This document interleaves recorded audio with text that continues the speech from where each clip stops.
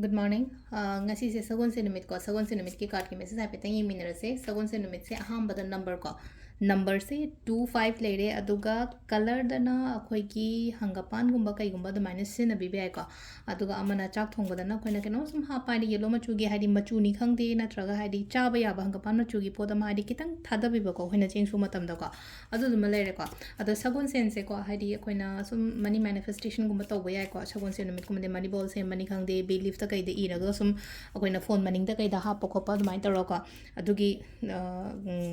adum macha macha ko hadi ritual macha macha manifestation macha macha dai tawba yai ko ado ham bada koi gi card ki messaging minara se ko hadi nung ti lok thoba hadi card om gatang those card om sigi messaging minara se aduga timing afaba swipe pe yenga se ko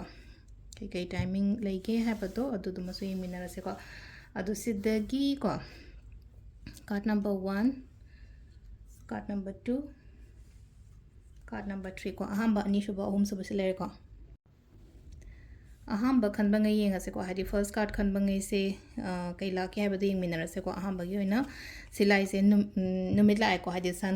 sun se positive oi ko yamna koina taro da hara gadi hadi positive oi ba hara gadi aina chatori ba aina tawge khaliba mayam se lot of positive kumba lai ba success oi ba mai pak pa khopa adum baduni ko silai hadi success oi ba na hara gadi ma tawru ba da mai pak pa aduga aina chatori ba ko tori mayam se hadi phana lak pa kumba oin oi ba ahamba gi number 1 khanba ngai gi oina hara gadi ko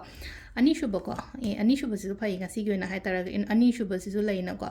positive yamna oi ko ngasi gi nume se positive yamna oi sida su laina ko haidi aina chatori ba thabak to da haidi ko full hope amaga loina chatlo ba ai mai pakani ai yagani oigani haina adumaina khallaga ko silai se ko sida lai se universe na ingonda chanbi ba numit kumbo oi ba shona chanbi ba numit haidi nungti ki shona chanbi raga ti ke to boi pharo dino ko asalai je haidi shona chanbi ba numit aduga aina tawru ba khol ba matam da yamna positive result lak pa ko pa mai tor leri ko ni shuba gi sina